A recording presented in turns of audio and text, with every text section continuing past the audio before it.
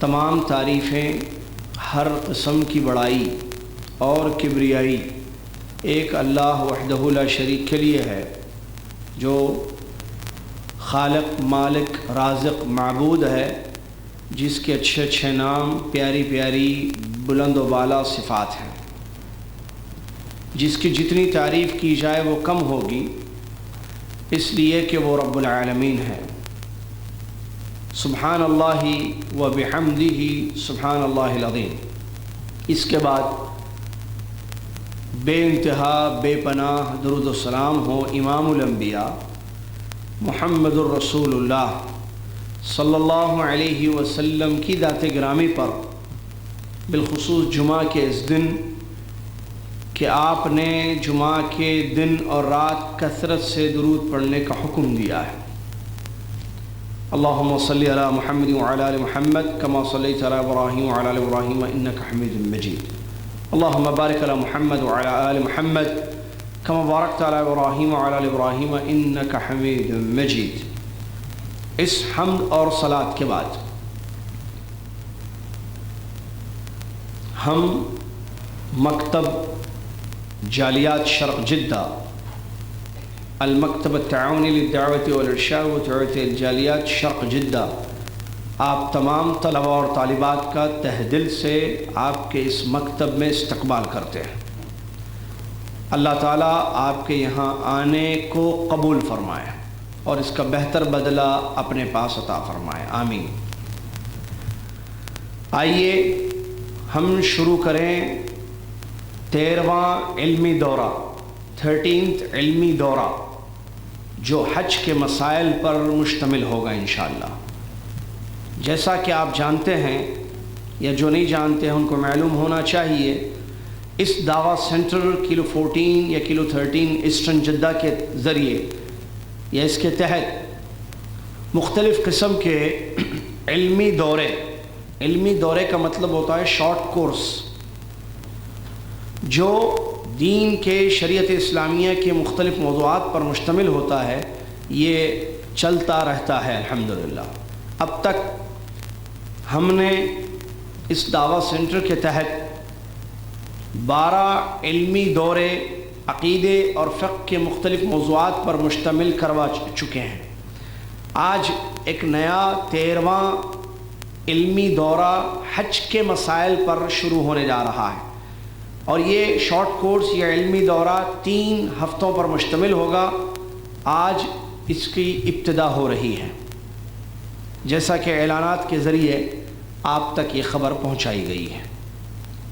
چونکہ ہم ذی القعدہ کے مہینے میں ہیں اور حج بالکل قریب ہے، اسی مناسبت سے حج کے مسائل اس دورے میں بیان کرنے کا ارادہ کیا گیا ہے۔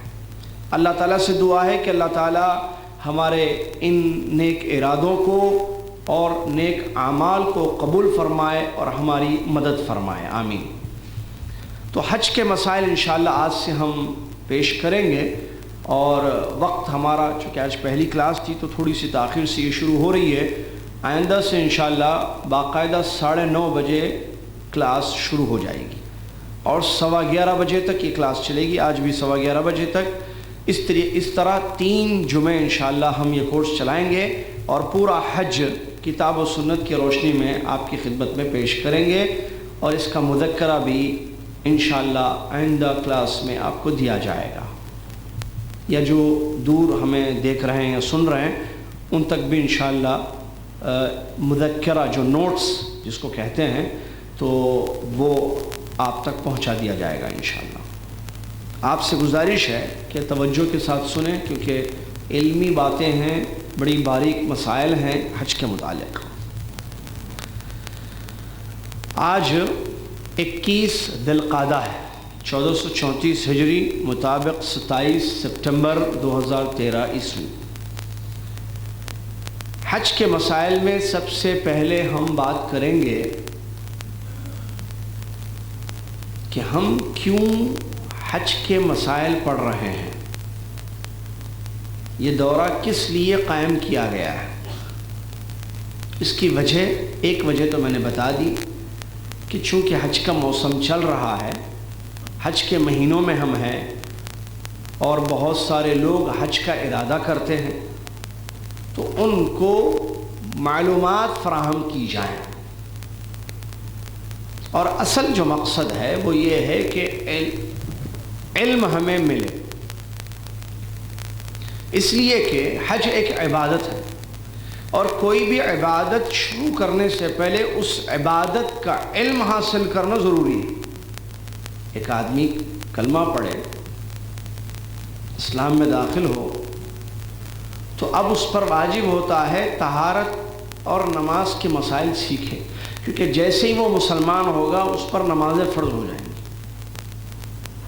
عصر میں وہ مسلمان ہوا تو مغرب کی نماز فرض ہے اس پر، مغرب میں رات میں مسلمان ہوا تو فجر کی نماز فرض ہے اس پر۔ اب نماز فرض ہے جو بالکل کچھ گھنٹے کچھ وقت کے بعد اس کو پڑھنی ہے، تو اس سے ریلیٹڈ دو مسئلے ہیں، ایک طہارت اور ایک نماز۔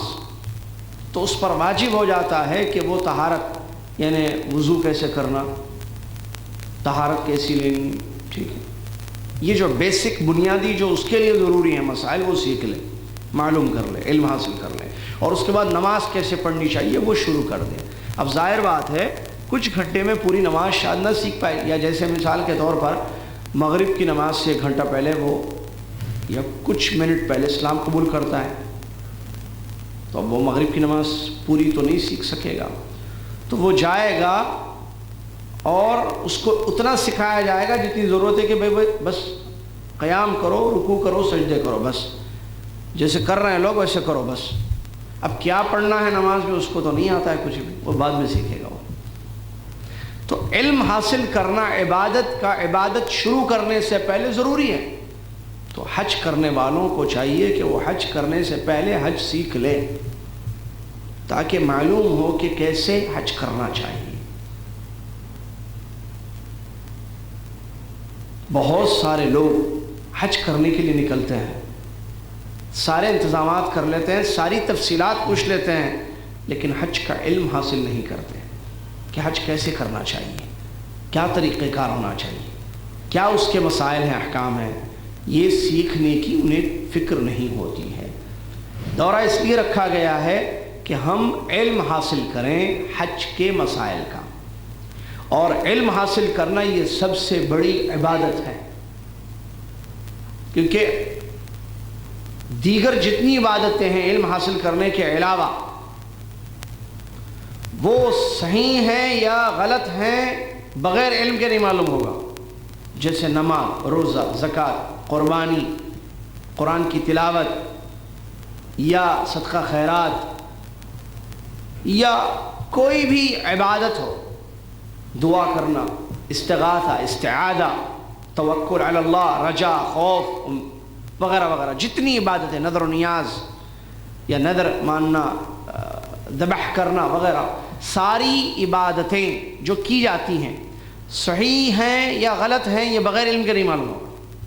تو پھر علم سب سے بڑی عبادت ہوئی، اسی لیے اہل علم نے کہا اشرف العلوم، سب سے بڑی عبادت ہے کہ بندہ علم اللہ کے دین کا حاصل کرے۔ اور اس میں اللہ تبارک و تعالیٰ نے فرمایا هل يستوي الذين يعلمون والذين لا يعلمون، جو علم حاصل کرتے ہیں، جو علم حاصل نہیں کرتے، دونوں برابر ہو سکتے ہیں؟ نہیں۔ اللہ فرماتا ہے يرفع الله الذين آمنوا منكم والذين اوتوا العلم درجات، اللہ تعالیٰ ان کو بلند کرے گا جو تم میں سے ایمان لائے ہیں، اور جنہوں نے علم حاصل کیا ہے ان کے درجات ہیں۔ علم بہت بڑی عبادت ہے، علم کی بڑی فضیلت ہے، جو یہ قرآنی آیت ہے کافی ہے۔ اللہ نے کہا هل يستوي الذين يعلمون والذين لا يعلمون والذين اوتوا العلم درجات، اللہ کہہ رہا ہے درجات ہیں ان کی۔ حدیث میں نبی اور قرآن کی تیسری ایک آیت اللہ تبارک و تعالیٰ اپنے نبی صلی اللہ علیہ وسلم کو کہہ رہا ہے قل رب زدنی علما، آپ دعا کیجئے، کہیے اے میرے رب مجھے زیادہ علم عطا فرما۔ قرآن میں کہیں کسی چیز کی زیادتی نہیں مانگی گئی ہے سوائے علم کی۔ اللہ تبارک و تعالیٰ اپنے نبی صلی اللہ علیہ وسلم کو دعا سکھا رہا ہے کہ علم زیادہ کی دعا کیجیے، تو اس کا مطلب علم کی فضیلت اس سے معلوم ہے کہ علم بہت بڑی نعمت ہے۔ اسی لیے اس کے حصول کے لیے دعا کرنی چاہیے. اس کی زیادتی یہ خیر ہے، کیونکہ ربی زدنی علما، اے میرے رب مجھے زیادہ علم عطا کر. تو اس کا مطلب علم مال سے اچھا، علم اولاد سے. زیادہ اولاد دے ایسی دعا نہیں، زیادہ مال دے، زیادہ کھانا دے، زیادہ پانی دے، زیادہ رزق نہیں، زیادتی علم کے لیے مانگی گئی ہے. تو اس کا مطلب علم کا مقام ہے. تبھی تو اللہ تبارک و تعالیٰ کسی چیز کی زیادتی کا حکم دے، یعنی زیادہ مانگنے کی، دعا کرنے کا حکم دے، تو اس کا مطلب وہ خیر ہے، بہت بڑی چیز ہے، وہ بہت اچھی چیز ہے. اسی لیے یہ بات اللہ تبارک و تعالیٰ نے یہ دعا سکھائی اپنے نبی صلی اللہ علیہ وسلم. حدیثیں بہت آئی ہیں علم کی فضیلت پر. میں عام طور پر دورے جب شروع ہوتے ہیں تو وہ حدیث پیش کرتا ہوں جس حدیث شریف میں نبی علیہ السلام نے فرمایا من سلک طریقا یلتمس فیہ علما سہل اللہ بہ طریقا الی الجنہ.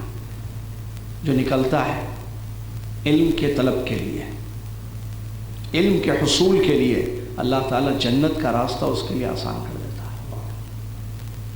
آدمی اگر علم حاصل کرنے لیے نکلے، آپ کیوں آئے ہیں دعویٰ سینٹر؟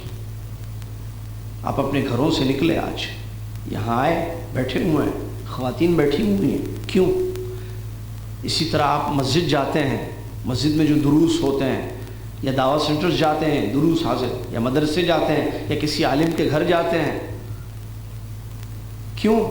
طلب علم کے لیے. یا کتاب مکتبہ جاتے ہیں، کتاب خرید کر کتاب کو عالم سے پڑھنے کے لیے، خود سے نہیں، مطالعے کے لیے. علم تو اس کے ذریعے اللہ تعالیٰ جنت کا راستہ آسان کر دیتا ہے. اللہ، اور جس کو جنت مل جائے وہ کامیاب ہے.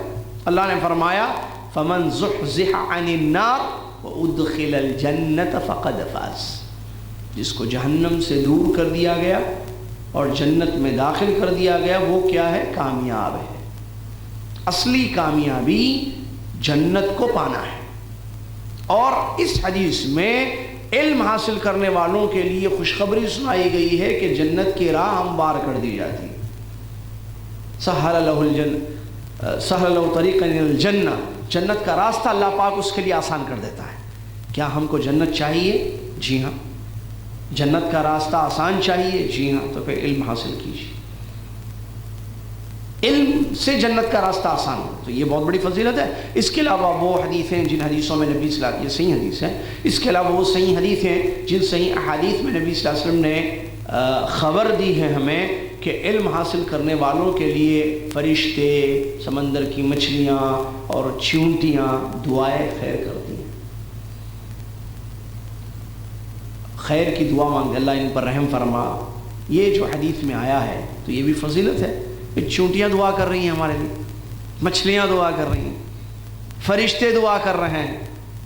اور ایک روایت میں آیا ہے جب لوگ علم حاصل کرنے کے لیے بیٹھتے ہیں کسی مجلس میں، ذکر میں، اور وہ مجلس ختم ہو جاتی ہے تو یہ کہا جاتا ہے قوموا مغفور لکم قد بدلت سیئاتکم حسنات. یہ بھی صحیح ہے. ان سے کہا جاتا ہے اٹھو، مجلس ختم ہوئی نا، دورہ ختم، کلاس ختم، درس ختم، تو ان سے کہا جاتا ہے اٹھو، اللہ تعالیٰ نے تمہارے گناہوں کو نیکیوں میں بدل دیا. قوموا مغفور لکم، اٹھو، اللہ نے تمہیں بخش دیا ہے. جاؤ اٹھو، اللہ تعالیٰ نے تمہیں بخش دیا ہے اور اللہ تعالیٰ نے تمہارے گناہوں کو نیکیوں میں بدل دیا ہے. یہ اور اس جیسی بہت ساری چیزیں ہیں، حدیثیں ہیں صحیح، جو علم کی فضیلت کو اور اس کے بڑے اجر کو بتاتی ہیں. اللہ سے دعا ہے اللہ تعالیٰ ہم سب کو اخلاص کے ساتھ علم حاصل کرنے کی توفیق عطا فرمائے. آمین. اس کے بعد دوسرا پوائنٹ، اہم مسئلہ، حج ایک عمل ہے اور ایک عبادت ہے. تو عمل اور عبادت قبول ہونے کی بنیادی شرطیں، کیا کوئی بھی عمل دین کا ایسے ہی قبول کیا جائے گا یا کوئی کنڈیشن ہے؟ بندہ یا بندی اللہ کی کوئی بھی عبادت کرے، کیا اللہ پاک اس عبادت کو قبول کر لے گا یا اللہ تعالیٰ نے کچھ شرطیں بیان کی ہیں یا اس کے رسول صلی اللہ علیہ وسلم نے؟ جواب دوسرا ہے. پہلا نہیں کہ کوئی بھی عمل قبول ہو جائے گا کسی بھی طریقے سے کیا جائے، نہیں. کوئی بھی عبادت قبول ہو جائے گی، نہیں. بلکہ عمل یا عبادت کہیں کوئی بھی.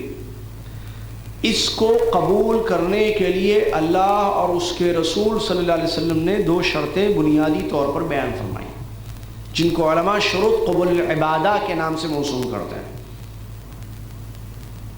عبادت یا عمل قبول ہونے کی شرطیں، کنڈیشنز 2 ہیں، اور عمل یا عبادت یہ زندگی کا مقصد ہے۔ وَمَا خَلَقْتُ الْجِنَّ وَالْإِنسَ إِلَّا لِيَعْبُدُونَ، یہ مشہور آیت ہے سورہ ذاریات کی۔ اللہ پاک نے اس میں یہ بات بیان فرمائی کہ جن اور انس کو، یعنی جنوں اور انسانوں کو پیدا میں نے اس لیے کیا ہے کہ وہ میری عبادت کریں۔ تو زندگی کا مقصد اللہ کی عبادت ہے، عمل ہے۔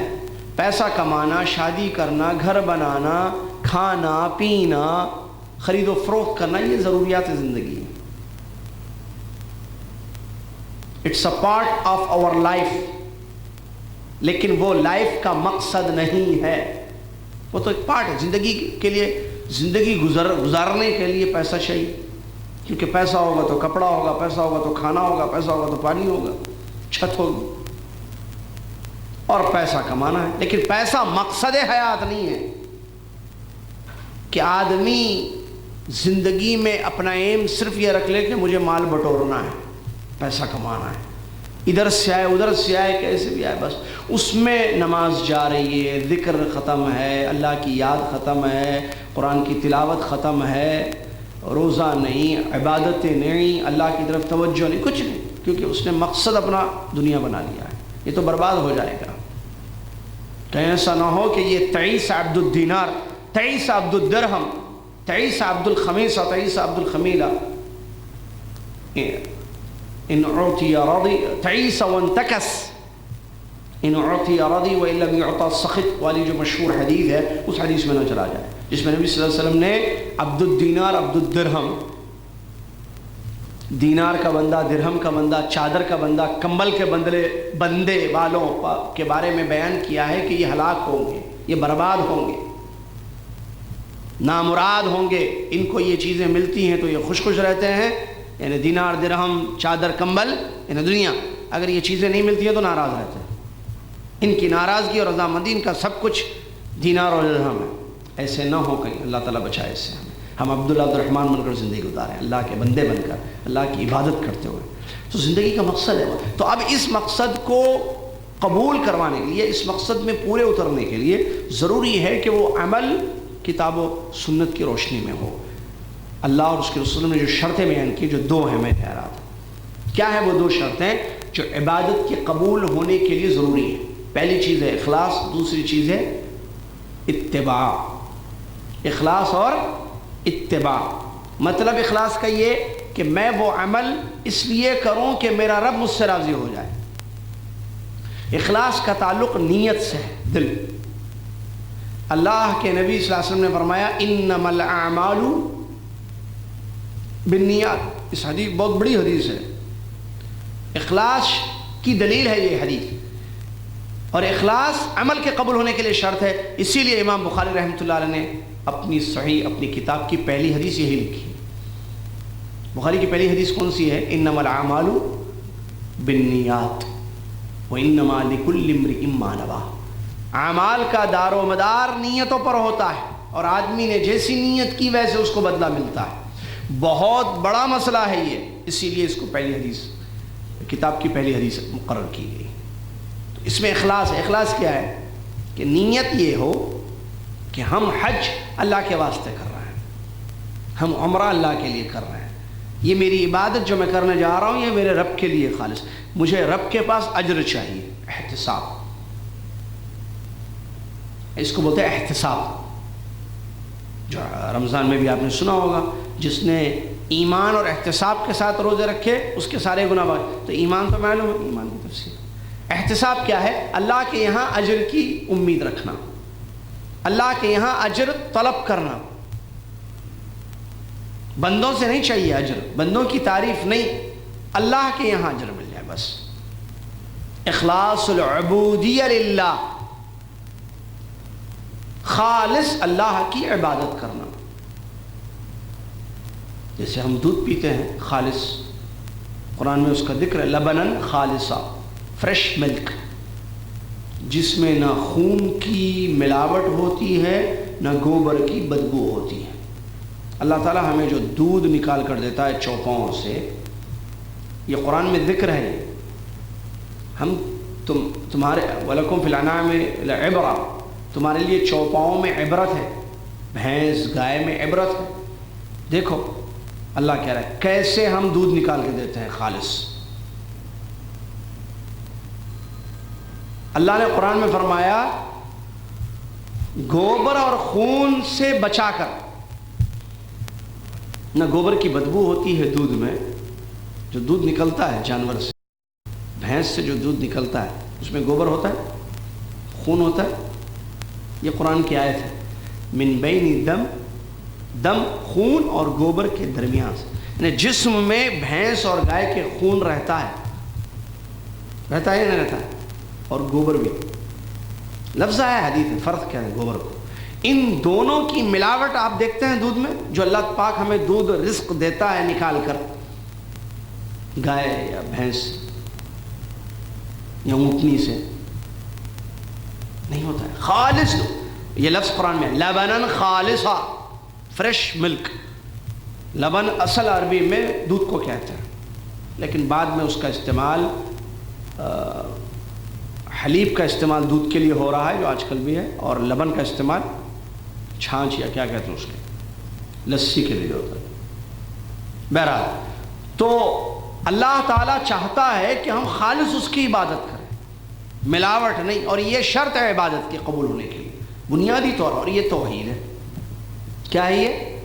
توحید ہے کہ آدمی اپنی عبادت خالص ایک اللہ کے لیے کرے۔ توحید کس کو کہتے ہیں؟ کہ انسان بندہ اپنے سارے اعمال، اپنی ساری عبادتیں خالص ایک اللہ کے لیے کرے، کسی عبادت کسی عمل میں غیر اللہ کو نہ شریک کرے، یہ ہے اخلاص، اور یہی توحید ہے، اور یہی کلمہ ہے لا الہ الا اللہ، اللہ کے سوا کوئی سچا معبود نہیں ہے۔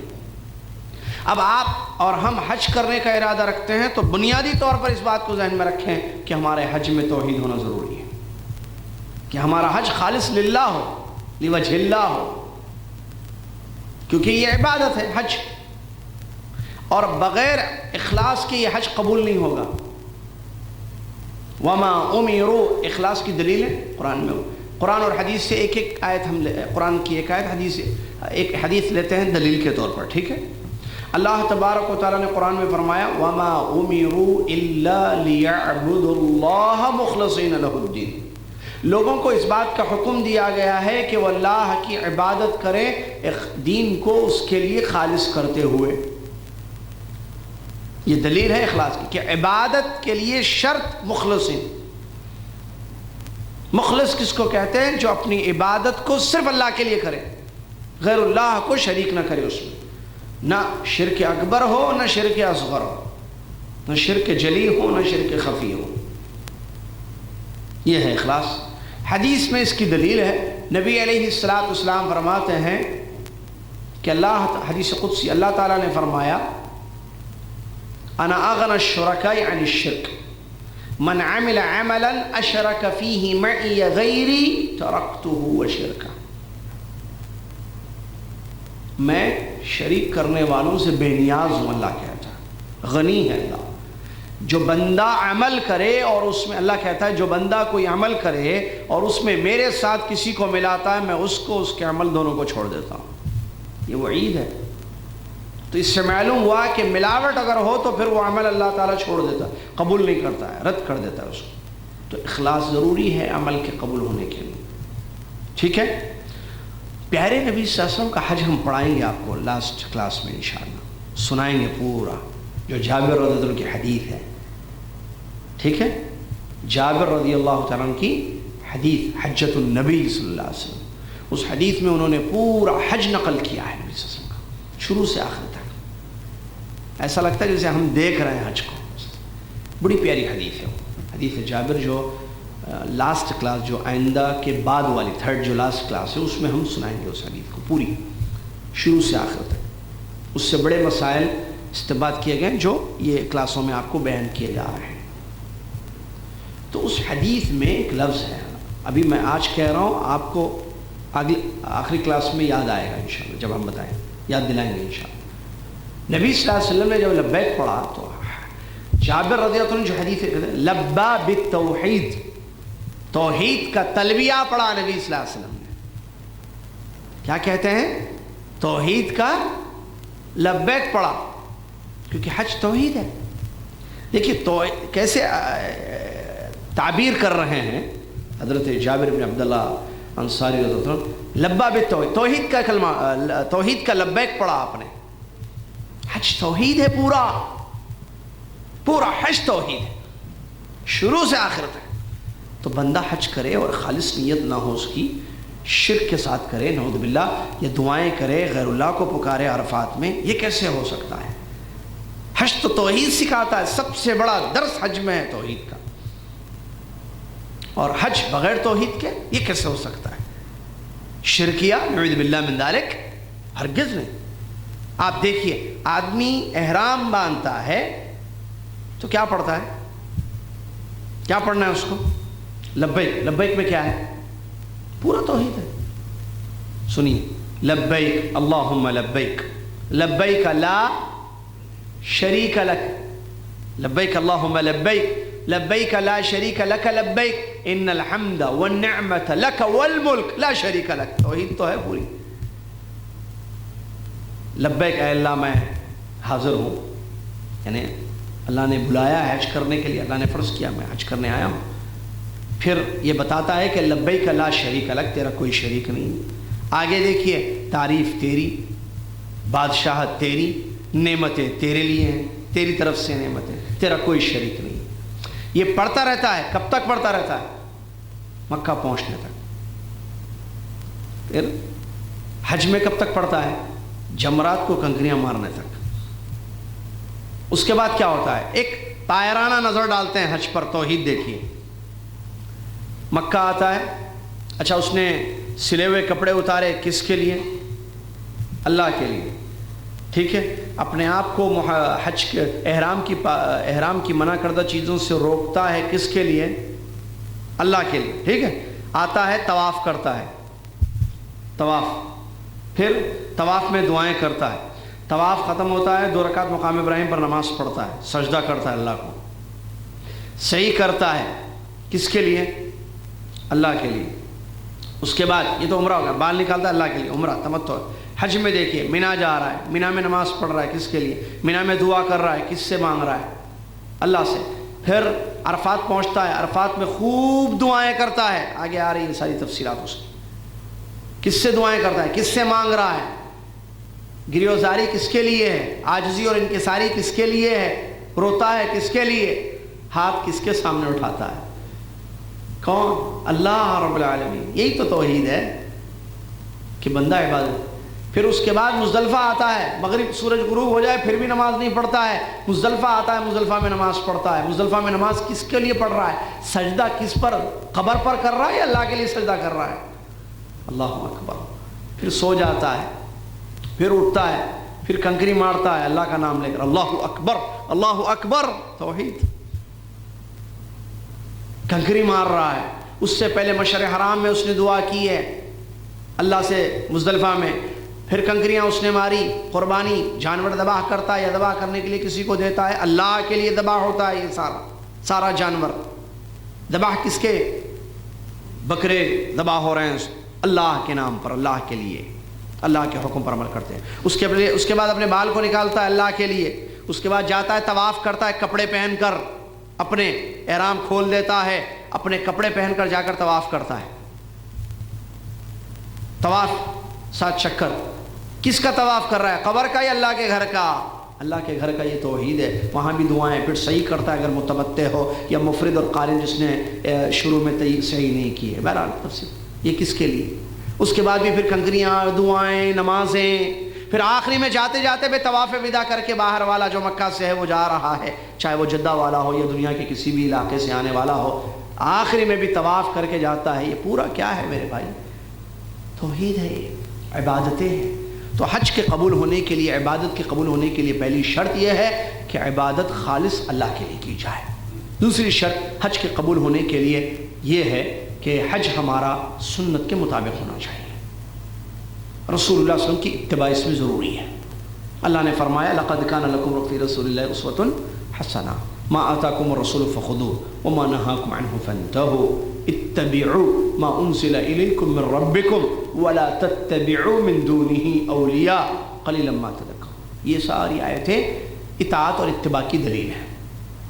وَإِن تُطِيعُوهُ تَهْتَدُوا، یہ بھی آیت، اگر تم محمد صلی اللہ علیہ وسلم کی اطاعت کرو گے تم ہدایت پر ہوگے۔ آیتوں میں جو آیتیں میں نے پڑھی ہیں اس کا ترجمہ تو تقریباً شاید معلوم ہے، نہیں معلوم ہے تو میں نے پہلی آیت پڑھی لقد کان لکم فی رسول اللہ اسوۃ حسنہ، تمہارے لیے رسول اللہ صلی اللہ علیہ وسلم کی زندگی بہترین اسوہ ہے۔ اسوہ کہتے ہیں ان کے نقش قدم پر کوئی عمل کرنا، جو بھی کام کریں نبی صلی اللہ علیہ وسلم کے طریقے پر کریں۔ تو حج کرنا ہے تو نبی صلی اللہ علیہ وسلم کے طریقے پر کرنا ہے۔ اللہ نے فرمایا اتبعوا ما انزل الیکم من ربکم، تمہارے رب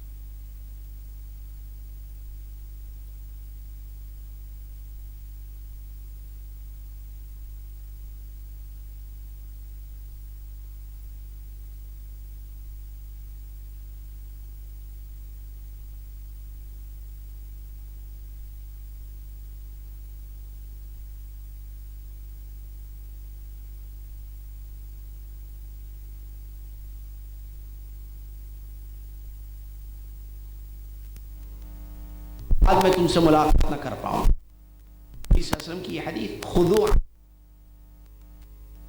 کہ نبی صلی اللہ علیہ وسلم کے ہاتھوں میں کنکریاں چھوٹی چھوٹی کے برابر، چنے کے برابر ہوتی ہیں سائز کے، تو آپ ایسے اچھال رہے تھے اپنے مبارک ہاتھ میں رکھ کر اور فرما رہے تھے علی مثل ھذا فرموا وایاکم والغلو، ایسے تم کنکریاں مارنا، غلو سے بچنا۔ کنکریاں مار کر کنکریاں بتایا کہ دیکھو میں ایسے مار رہا ہوں تم بھی ایسے مار رہا ہوں۔ دیکھیے اتباع کی اہمیت۔ سورج غروب ہو جائے عرفات کے میدان میں حاجی نماز نہیں پڑھتا ہے، پڑھتے ہیں مغرب کی نماز؟ اکثر کی بات کرو، نہیں پڑھتے، کچھ جن کے علم نہیں ہوتا جہالت کی وجہ سے پڑھ لیتے ہیں، ارے سورج غروب ہوگا چلو پڑھ لو، لیکن میجورٹی آف حاجی، میکسیمم، اکثر آپ کہیں 98% آپ کہیں تو بھی صحیح ہوگا، 99 بھی صحیح ہے، حاجی وہاں نماز نہیں پڑھتا ہے مغرب کی، جبکہ معلوم ہے کہ سورج غروب ہو جائے تو نماز پڑھنی ہے۔ اتباع رسول کی اہمیت دیکھیے، سورج غروب ہو رہا ہے آنکھوں کے سامنے لیکن ہم مغرب کی نماز نہیں پڑھ رہے ہیں، کیوں؟ کیونکہ ہمارے پیارے نبی صلی اللہ علیہ وسلم نے ایسے ہی کیا تھا۔ اس سے فالوئنگ، اتباع نبی صلی اللہ علیہ وسلم کے طریقے پر چلنے کی اہمیت معلوم ہو رہی۔ مزدلفہ میں حاجی پہنچ کر مغرب پڑھتا ہے، چاہے وہ رات کے 11 کیوں نہ بج جائیں، 10 کیوں نہ بج جائیں، عشاء کے بعد کا بھی وقت کیوں نہ ہو جائے، وہ وہیں جا کر اپنی مغرب پڑھتا ہے، کیونکہ محمد صلی اللہ علیہ وسلم نے مغرب کی نماز مزدلفہ میں ہی پڑھی ہے۔ یہ ہے اتباع، سمجھ میں آ رہی ہے اہمیت اس کی، امپورٹنس۔ حاجی اپنے ساتھ اگر اکیلا جا رہا ہے تو علمین کے درمیان دوڑتا ہے، گرین لائٹس کے درمیان، عورت کو نہیں دوڑاتا ہے، جبکہ وہاں پانی کے لیے جو دوڑ رہی تھی بہت پہلے وہ ایک عورت تھی جن کو لوگ ہاجرہ کہتے ہیں، ہاجر ان کا نام تھا، ام اسماعیل، وہ دوڑ رہی تھی، لیکن عورت کے لیے دوڑنا منع ہے۔ کیوں؟ محمد صلی اللہ علیہ وسلم کا یہی طریقہ ہے۔ اس سے کیا معلوم ہو رہا ہے؟ اتباع کی اہمیت۔ دوڑنے والی عورت تھی تو ہم اپنی عورتوں کو دوڑائیں، ہم نہ دوڑیں، نہیں، سنت رسول یہ نہیں ہے، مرد دوڑے گا گرین لائٹس کے درمیان۔ اس سے بھی سنت کی اہمیت معلوم ہوتی ہے۔ چلیے اللہ تعالی ہم سب کو توفیق دے کہ ہم حج اپنا خالص اللہ کے لیے کریں اور پیارے نبی صلی اللہ علیہ وسلم کی سنت کے مطابق کرے۔ اس کے بعد اگلا پوائنٹ تیسرا، what is the definition of حج؟ واٹ از حج؟ حج کس کو کہتے ہیں؟ یہ بڑا اہم یہ بھی ہے، پر اب فائدے سے خالی نہیں۔ حج عربی لفظ ہے، ظاہر بات ہے۔ ڈکشنری میں حج کہتے ہیں قصد اور ارادہ۔ آدمی ارادہ کرتا ہے نا، قصد کرتا ہے کسی چیز کا، تو اس کو عربی میں کہتے ہیں حج۔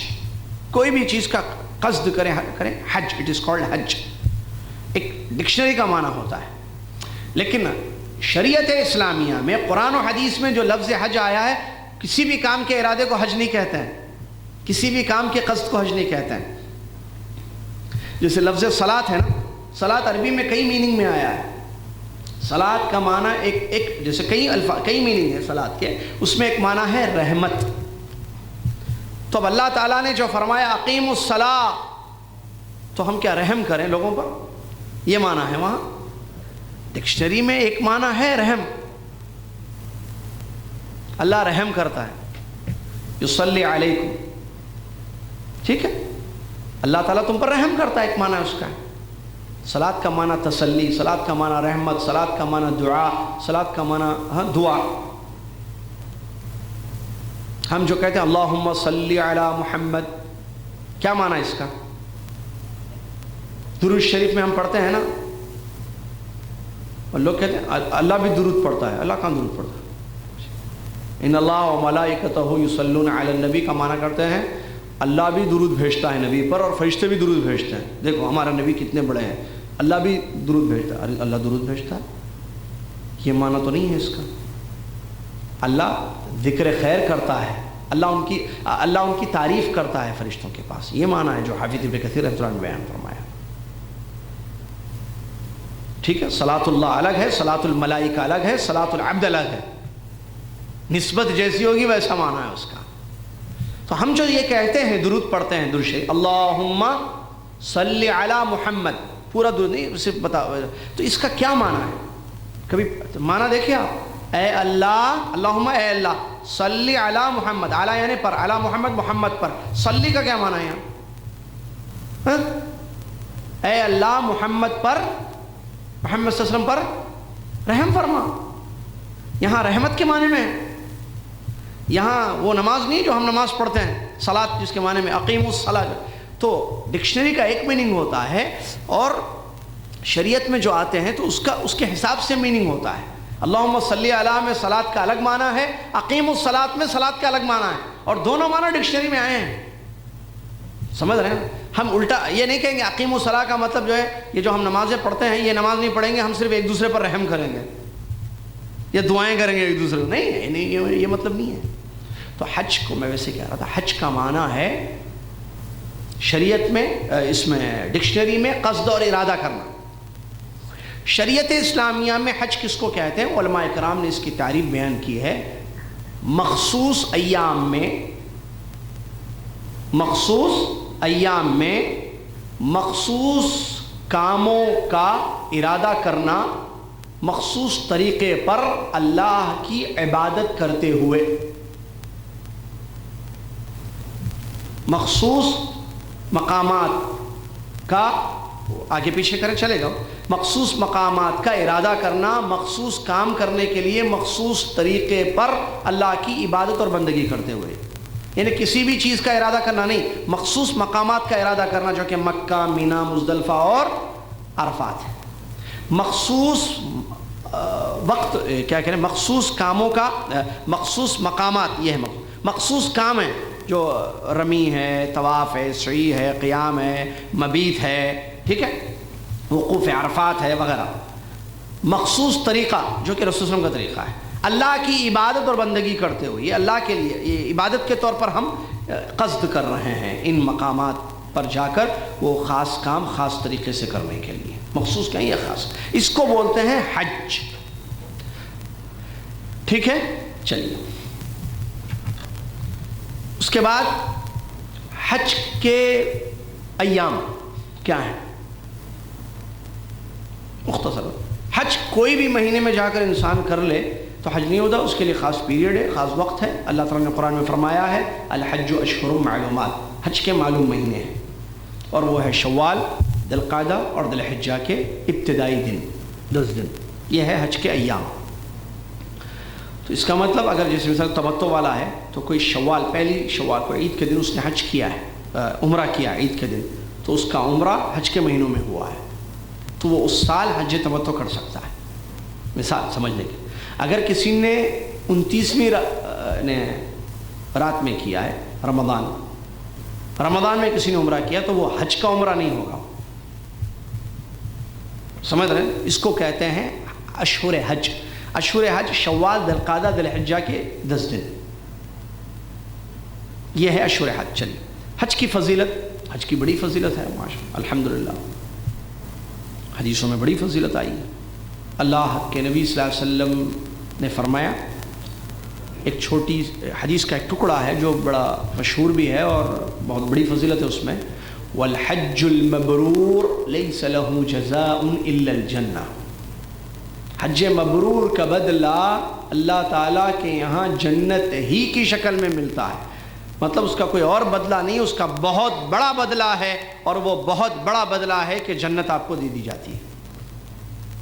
اور میں نے تھوڑی دیر پہلے بتایا تھا کہ جنت پانا سب سے بڑی کامیابی ہے، فمن زحزح عن النار وادخل الجنة فقد فاز۔ تو حج مبرور کا بدلہ جنت کی شکل میں ملتا ہے۔ اللہ، حج مبرور کس حج کو کہتے ہیں؟ تو اس سلسلے میں جو ہے علماء کی مختلف تعریفیں ہیں، ان میں سے ایک تعریف یہ ہے وہ حج جو خالص اللہ کے لیے کیا جائے، محمد صلی اللہ علیہ وسلم کے طریقے پر ہو اور گناہوں سے پاک ہو، وہ ہے حج مبرور۔ خالص اللہ کے لیے ہو، نبی صلی اللہ علیہ وسلم کے طریقے پر ہو، گناہوں سے پاک ہو، تو وہ کہتے ہیں حج مبرور۔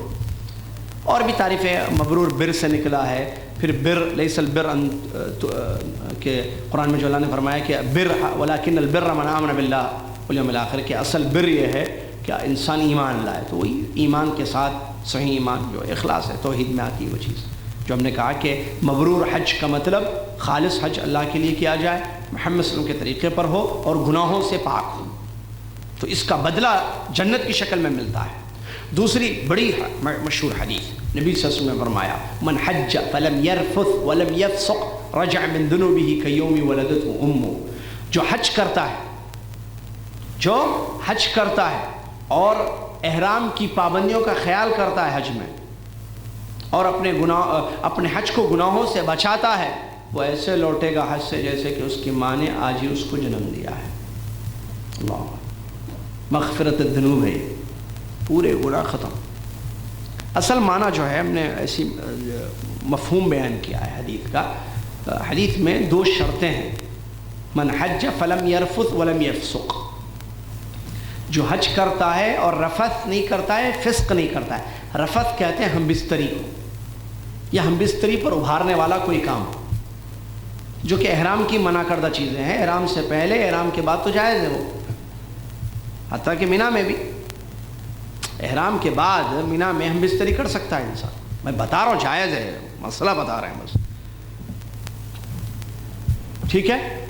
تو رفث عربی میں اسی کو کہتے ہیں، ہم بستری یا اس پر ابھارنے والا کوئی کام، کوئی حرکت نہ کرے حج میں، جو کہ احرام کی ممنوع چیزوں میں سے جو آگے آ رہا ہے۔ اور فسق کو کہتے ہیں الخروج عن طاعت اللہ، اللہ کی اطاعت سے نکلنا، گناہ، آپ یہ کہیں عام اردو میں گناہ۔ تو جو یہ 2 چیزوں سے بچائے اپنے حج کو، تو وہ ایسے لوٹے گا جیسے اس کی ماں نے آج ہی اس کو پیدا کیا۔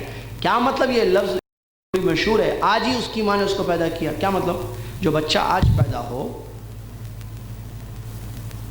تو کیا وہ بچہ گناہ گار ہوتا ہے؟ یہ معنی ہے۔ جس بچے کی پیدائش آج ہو رہی ہے، کیا اس پر کوئی گناہ ہوتا ہے؟ ارے وہ تو بات ہی نہیں کر سکتا، جو 1 دن کا بچہ، رجع من ذنوبه كيوم ولد، اس دن جس دن اس کی ماں نے اس کو پیدا کیا، جس دن بچے کی پیدائش ہوتی ہے، نہ اس کو، آپ کو معلوم ہے، یہ بات بتانے کی ضرورت نہیں، میں ذکر کر رہا ہوں ایسے، نہ وہ بات کر سکتا ہے، نہ وہ کوئی کام کر سکتا ہے، اور گناہ میں یہی چیز ہے، نہ وہ، ٹھیک ہے، ارادہ، وہ بچہ معصوم بچہ ہے، ایک دن کا بچہ ہے، اس پر کیا گناہ ہے؟ معصوم ہے، بالکل کوئی گناہ نہیں ہے اس پر۔ آدمی اگر صحیح حج کر کے آئے، حج مبرور کر کے آئے، تو وہ ایسے ہی ہوگا کہ اللہ تعالیٰ نے جو ہے اس کے سارے گناہ بخش دیے، رحمت اس پر ہوئی اللہ تعالیٰ کی، اور مغفرت ہو گئی، تو گویا کہ اس کی نئی پیدائش ہوئی ہے۔ نئی زندگی جس پہ کوئی کالا دھبا نہیں ہے، کوئی گناہ نہیں ہے، کوئی ڈاٹ نہیں ہے اس پہ، ایسے لوٹتا ہے. تو یہ بہت بڑی فضیلت ہے حج کی. چلیے حج کی فرضیت. حج فرض ہے قرآن و حدیث کی روشنی میں، یہ اسلام کا رکن ہے. اللہ تبارک و تعالیٰ نے فرمایا الحج اشہر معلومات فمن فرض فیہن الحج. حج معلوم مہینے ہیں، تو جن لوگوں پر ان مہینوں میں حج فرض ہو جائے، تو اس کا مطلب حج فرض ہوتا ہے. اس آیت سے معلوم ہے کہ حج فرض ہوتا ہے. وہ کیسے ہوتا ہے آگے آ رہا ہے ابھی. حج اسلام کے ارکان میں سے 5واں اہم ترین رکن ہے. دا پلر آف دا اسلام ہے یہ حج. جیسا کہ 5 پلر اسلام کے، اور یہ معلوم ہونا چاہیے، بیسکس ہیں. نمبر 1 لا الہ الا اللہ محمد رسول اللہ کی شہادت، گواہی جو بغیر علم کے نہیں ہوتی ہے. اس بات کی گواہی دینا کہ اللہ کے سوا کوئی سچا معبود نہیں ہے، اور اس بات کی گواہی دینا کہ محمد اللہ کے بندے اور اس کے رسول ہیں صلی اللہ علیہ وسلم. نماز قائم کرنا، رمضان کے روزے رکھنا. چوتھا کیا ہے؟ سو گئے؟ شیطان تو نہیں آیا نا؟ وہ سننے نہیں دیتا ہے حج کے مسائل. کیوں؟ حج کے مسائل سنیں گے تو اللہ خوش ہوگا، کیونکہ علم ہے. حج کریں گے، سنیں گے، عرفات میں دعائیں کریں گے، اللہ خوش ہوگا. اور شیطان اپنے کو خوش کروانا چاہتا ہے. اللہ کو خوش مت کریں، اللہ کی اطاعت نہ کریں، نافرمانی کریں، تو وہ جمعے کا خطبے سے سلا دیتا ہے، درسوں میں سلا دیتا ہے. وہ اس کی پلاننگ ہے، آپ کو پتہ ہے، بہت خبیث، بڑا شاطر ہے، وہ عدو مبین ہے. تو سونا نہیں. ہاں سب جاگ رہے ہیں انشاءاللہ، ہوش و حواس میں ہیں، مائنڈ باڈی سے پہلے پریزنٹ ہے. مائنڈ باڈی سے پہلے پریزنٹ، ٹھیک ہے نا؟ صحیح جا رہے ہیں نا اب تک؟ یا اور آئندہ سے کیا کریں، رات میں جمعرات کی رات جو ہے کھانا شانا کھا کے کم سے کم 11 بجے تک سو جائیں، یا کم زیادہ سے زیادہ کم سے کم 10 بجے سو جائیں. فل بہترین نیند ہو جائے جمعرات کی رات، اور فجر میں فریش اٹھیں. فجر کے بعد اگرچہ یہاں ناشتہ ہوتا ہے یہ، لیکن یہ حیدرآبادی ناشتہ نہیں ہوتا. یہاں پر ہلکا پھلکا ناشتہ ہوتا ہے. یہاں پر روزانہ دیتے ہیں. بہترین ناشتہ کر کے چائے بھی یہاں ہے زبردست. نہیں آپ کو پکی ہوئی چاہیے بیگم کے ہاتھ کی پیجیے ماشاءاللہ. آئیے وائف کو لے کر یہاں پر فریش جمعہ کے دن، نو نیند، نو ڈسٹربنس، ہے نا؟ اب رات میں 2 بجے تک سنیں، صبح دھورے میں بیٹھے گا 3 بجے نیند ہوئے گی نا، تو اس کا نیند سے دور رہیے برابر. چلیے. لیکن ماشاءاللہ بعض لوگ ایسے بھی ہوتے ہیں جو 1 بجے بھی سو جاتے ہیں، فجر میں اٹھتے ہیں، پھر فریش رہتے ہیں. بھائی بعض ایسی بھی اللہ تعالیٰ نے صحت دی ہے لوگوں کو. اللہ تعالیٰ ہم سب کو صحت و عافیت سے رکھے، ہر قسم کی بیماریوں سے محفوظ رکھے، آمین. تو حج کی فرضیت، حج اسلام کا رکن ہے، بہت بڑا مقام ہے اس کا، اور حج فرض ہے. حدیث کے الفاظ نبی صلی اللہ علیہ وسلم نے فرمایا یا ایھا الناس ان اللہ عز وجل كتب عليكم الحج فحجوا. فقام رجل فقال افی كل عام یا رسول اللہ؟ قال لا ولو قلت نعم لوجبت ولما استطعتم. الحدیث كما قال صلی اللہ علیہ وسلم. نبی صلی اللہ علیہ وسلم نے فرمایا اے لوگو، اللہ عز و جل نے تم پر حج کو فرض کیا ہے، لہذا تم حج کرو. اللہ تعالیٰ نے تم پر حج فرض کیا ہے، تم حج کرو. تو ایک آدمی کھڑا ہو، اس نے کہا کہ کیا ہر سال اے اللہ کے رسول صلی اللہ علیہ وسلم؟ تو نبی صلی اللہ علیہ وسلم نے فرمایا کہ نہیں، لیکن اگر میں ہاں کہہ دوں تو اللہ تعالیٰ ہر سال تم پر حج فرض کر دے. میں دعا کر دوں تو اللہ تعالیٰ حج فرض کر دے اور تم ہر سال نہ کر پاؤ. تو اس سے معلوم ہوا کہ حج فرض ہے اور ایک مرتبہ زندگی میں ہے. بس آپ نے اپنا حجۃ الاسلام جس کو کہتے ہیں فرض حج کر لیا، ختم. اس کے بعد جو حج آپ کے ہوں گے وہ نفل ہوں گے. قرآن میں اللہ تعالیٰ نے فرمایا وَلِلَّهِ عَلَى النَّاسِ، یہ حج فرضیت میں جو علماء دلیل دیتے ہیں قرآن کی یہ آیت ہے. وَلِلَّهِ عَلَى النَّاسِ حِجُّ الْبَيْتِ مَنِ اسْتَطَاعَ إِلَيْهِ سَبِيلًا وَمَنْ كَفَرَ فَإِنَّ اللَّهَ غَنِيٌّ عَنِ الْعَالَمِينَ.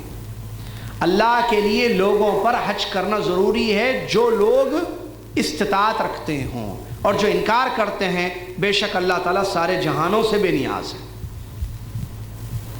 آیت سے 2 باتیں معلوم ہوئی. بلکہ 3 باتیں معلوم ہوئیں. ایک تو حج فرض ہے، دوسری یہ کہ اس پر جو استطاعت رکھتا ہے، تیسرا یہ کہ جو اگر حج کی فرضیت کا انکار کرے گا تو اس کا نقصان اس کو ہوگا، اللہ کو نہیں ہوگا، کیونکہ اللہ بے نیاز ہے، اللہ غنی ہے. وَمَنْ كَفَرَ فَإِنَّ اللَّهَ غَنِيٌّ. ٹھیک ہے. چلیے اب جب معلوم ہو گیا آیت اور حدیث سے کہ حج فرض ہے، تو کیا حج ہر انسان پر فرض ہے یا اس کے فرض ہونے کے لیے کچھ چیزیں درکار ہیں؟ جواب دوسرا.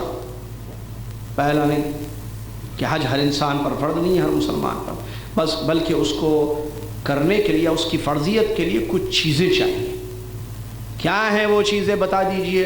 اب اٹھا تو دیے ہیں، جاگے ہوئے ہیں، پورا ہوش باقی ہے، تو اسی ہوش میں یہ بھی باتیں بتا دیجئے. ٹھیک ہے. چلیے، حج فرض ہونے کے لیے سب سے پہلی شرط ہے اسلام. علماء نے بتایا یہ جو بھی شرطیں ہیں قرآن حدیث سے اس کی دلیلیں موجود ہیں، علماء نے جو ذکر کی ہیں فقہی کتابوں میں. ٹھیک ہے. اسلام شرط ہے. کیا مطلب اسلام شرط ہے؟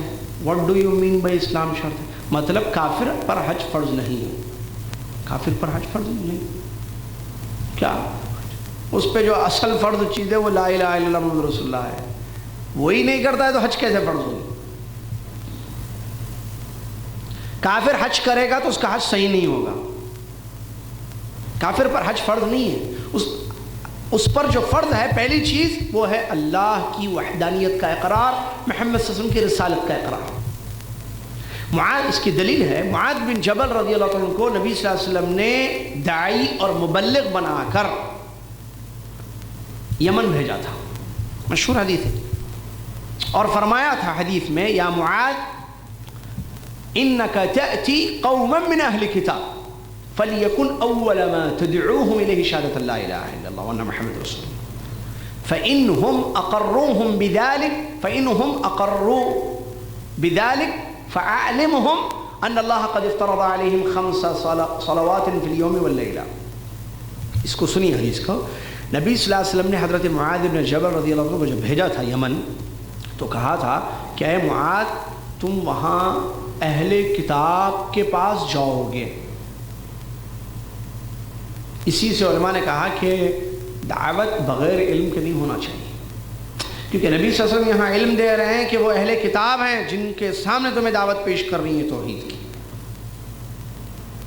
تو مدعو جس کی دعوت دی جاتی ہے اس کی حالت جاننا ایک دعوت دینے والے کے لیے ضروری ہے. اور دعوت نبیوں کا وظیفہ ہے، بغیر علم کے دعوت نہیں ہوتی. اس کی سب سے بڑی دلیل ہے اللہ تبارک و تعالیٰ کا فرمان،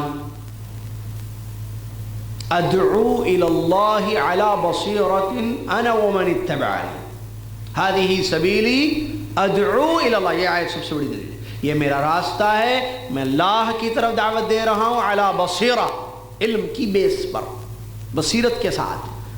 انا، میں، ومن اتبعنی، اور جو میری اتباع کر رہے ہیں. تو دعوت الی اللہ یہ فریضہ ہے، بہت بڑا وظیفہ، بہت بڑا کام ہے، بلکہ اچھا کام ہے. ومن احسن قولا ممن دعا الی اللہ. دعوت الی اللہ سے بہتر کوئی چیز نہیں ہے، لیکن اس کے لیے پہلی چیز ہے علم، اس کے بعد ہے دعوت. الی الذین، سورہ عصر میں، الی الذین آمنوا وعملوا الصالحات وتواصوا بالحق. پہلے آمنوا، پھر عملوا الصالحات، پھر وتواصوا بالحق، وتواصوا بالصبر. علم، عمل، دعوت، صبر، 4 کامیابی کے راستے ہیں. پہلے علم حاصل کرو، پھر اس علم پر عمل کرو، پھر دعوت دو، تبلیغ کرو، پھر صبر کرو، کیونکہ دعوت ہوگی تو صبر بھی کرنا پڑے گا. تو بغیر علم کے جاہل کیسے دعوت دے گا؟ آج آدمی اٹھا ہوا ہے، دعوت دے رہا ہے، لوگوں کو حج کے مسئلے بتا رہا ہے، مائک پکڑ کے درس دے رہا ہے. ٹھیک ہے، کیسے درس دے رہے ہیں؟ آپ کو آتا ہے؟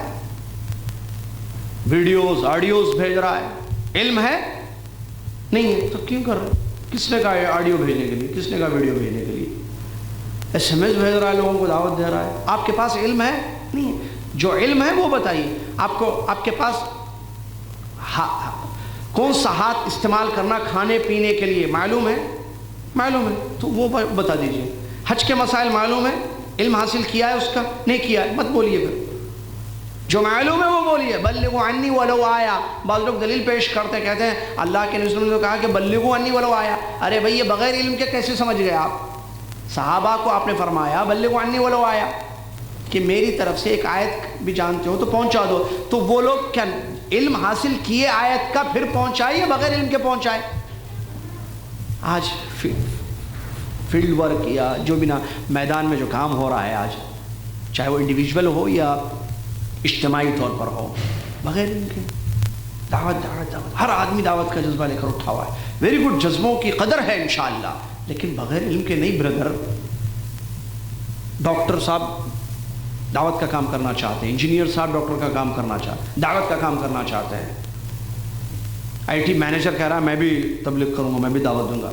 موسٹ ویلکم سر، آئیے، آپ سب آئیے، لیکن علم حاصل کیجئے پہلے، پھر میدان میں اتریے. آئیے. کیا انجینئر دعوت کا کام نہیں کر سکتا؟ بالکل کر سکتا ہے، وائی ناٹ، کس نے منع کیا ہے؟ لیکن ہاؤ یہ بڑا اہم ہے. پہلے علم پھر دعوت. بغیر علم کے دعوت نبیوں کا طریقہ نہیں ہے. علی بصیرہ ادعو الی اللہ، علی بصیرہ، علی جہل نہیں، علی بصیرہ ہی نہیں ہے، دعوت کا کام کر رہا ہے.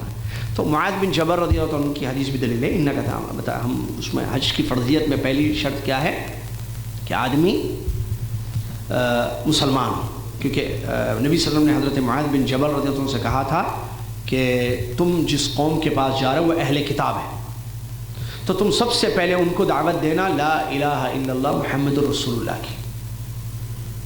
اگر وہ اس کو مان لیتے ہیں تو ان کو بتانا کہ اللہ پاک نے ان پر 5 وقتہ نمازیں شب و روز فرض کی ہیں. تو کیا معلوم ہے اس سے؟ اگر وہ لا الہ الا اللہ محمد رسول اللہ قبول کر لیتے ہیں تو ان کو نماز کی فرضیت بتائی ہوئی، نماز فرض ہے آپ پر. ایک آدمی کلمے کو نہیں مانتا، نہیں پڑھے گا، وہ نہیں توحید کا اقرار کرتا ہے، نہیں تسلیم کرتا ہے کلمے کو، کیا نماز فرض ہے اس پر؟ نہیں. تو جیسے نماز نہیں فرض ہے، حج بھی فرض نہیں ہے پھر. ٹھیک ہے، چلیے. دوسری شرط ہے حج فرض ہونے کے لیے عاقل ہونا. کیا مطلب؟ عقل مند، یعنی مجنون نہ ہو. عاقل کا اپوزٹ کیا ہے؟ مجنون. آدمی مجنون نہ ہو، پاگل نہ ہو، دیوانہ نہ ہو. علماء نے کہا عقل مند. کیوں؟ کیونکہ حج ہے یہ. پاگل کیسے حج کرے گا؟ پاگل کا مطلب یہی ہوتا ہے کہ اس کی عقل اس کے ساتھ نہیں ہے، وہ کیا بول رہا ہے، کیا کر رہا ہے، اسے خود نہیں معلوم. تو وہ کیسے پھر لبیک پڑھے گا، کیسے دعا کرے گا، کیسے طواف کرے گا، کیسے حج کرے گا؟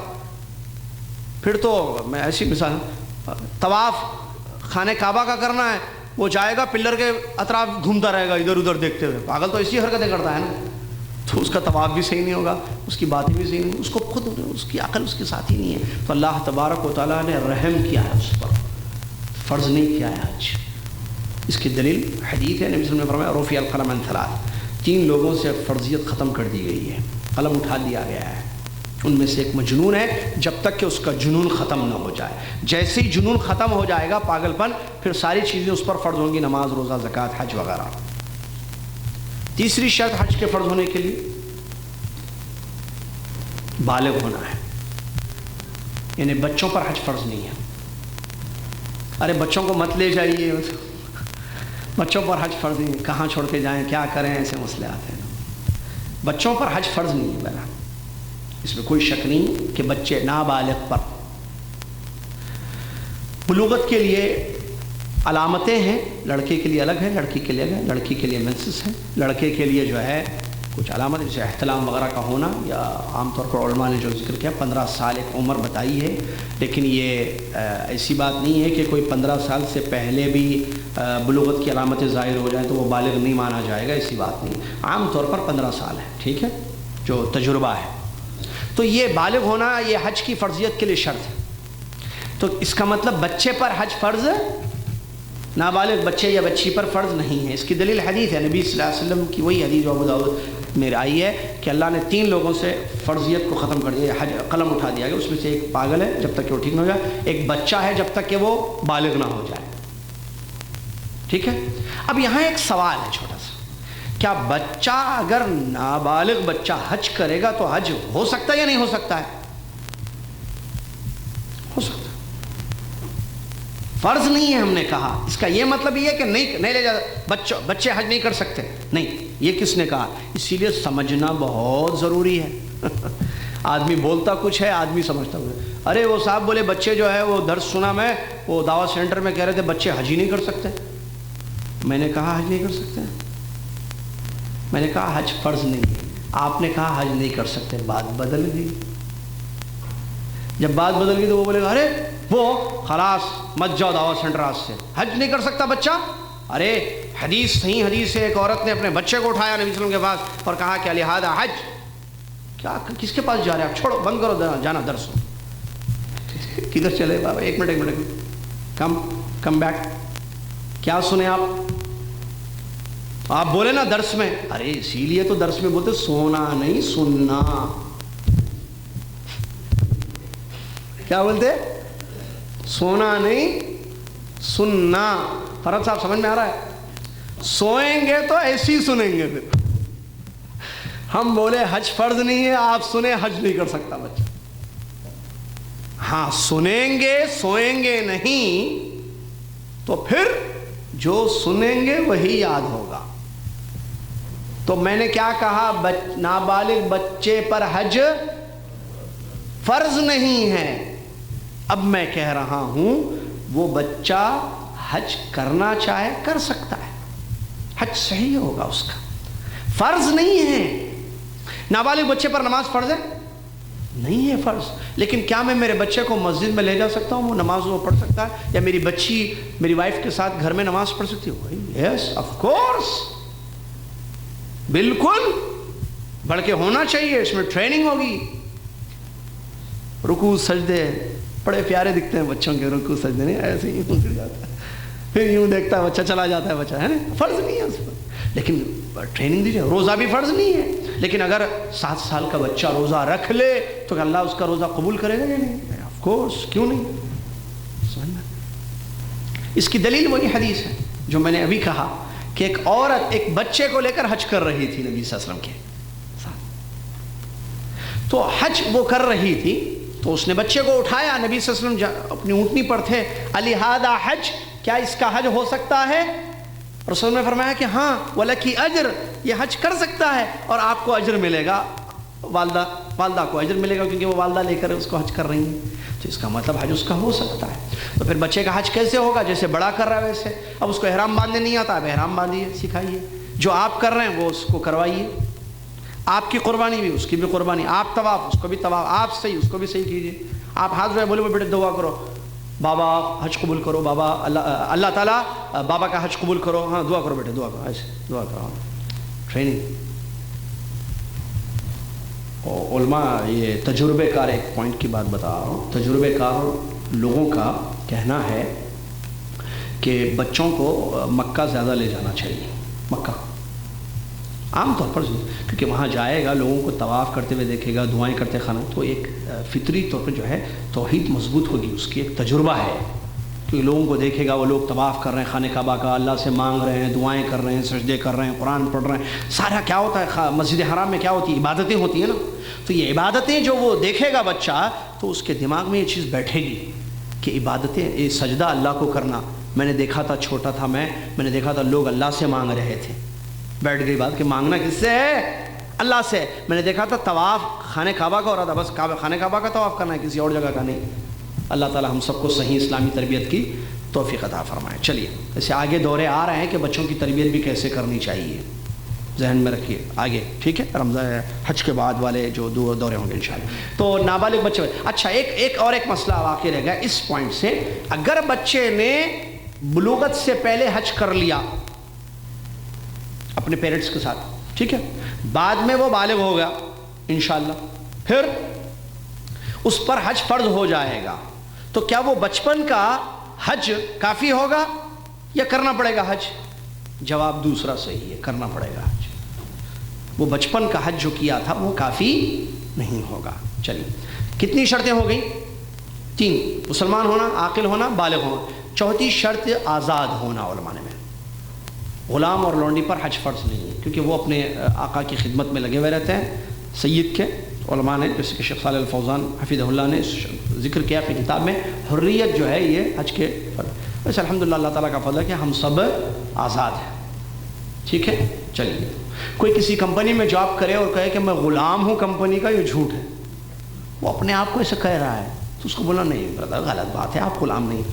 کوئی کہے نہیں میں تو اپنے کفیل کا غلام ہوں, وہ جو بولتا ہے وہی کرنا پڑتا ہے مجھے, نہیں یہ غلامیت, اس کو غلامیت نہیں کہتے ہیں. تو آپ یہ مت بولو میں حج فرض نہیں ہے مجھ پر, آپ نے کہا غلام پر حج فرض نہیں ہے, یہ غلام نہیں ہے بھائی. بالو وہ ایک ہوتا ہے نا عزت نفس کی کمی, وہ چیز ہے یہاں. اپنے نفس کی آپ پیسہ آپ محنت کر رہے ہیں, وہ آپ کو محنت کا بدلہ دے رہا ہے. غلام کہاں ہے, کون کس کا غلام ہے یہاں پر؟ کوئی کسی کا غلام نہیں, آزاد ہے. ٹھیک ہے. چلیے, اس کو غلام نہیں بولتے ہیں. اور گھر میں کام کرنے کے لیے جو عورتیں آتی ہیں ان کو لونڈیاں, ان کو لونڈی نہیں بولتے ہوئے. عجیب مسئلہ ہے لوگوں کی. بعض لوگ سمجھتے ہیں لونڈی اس کو بولتے ہیں گھر میں کام کرنے آتی ہے, اور وہ مسئلہ بڑا خطرناک ہو جاتا ہے معلوم آپ کو, آگے جائیں تو. ہاں لونڈی اس کو نہیں بولتے بھائی. اور لونڈی بولے کیا گالی بھی نہیں ہے یہ لفظ, یہ اردو کا فصیح لفظ ہے بھائی. امتن جو لفظ ہے, امتن پر حج فرض نہیں ہے, یہ عبد پر حج ہے, تو اس کا اردو صحیح ترجمہ ہے. بعض لوگ ہوتے یہ کون سے الفاظ, یہ الفاظ اردو فصیح اردو ہے, یہ گالی نہیں ہے کہ یہ لفظ استعمال کریں ہم.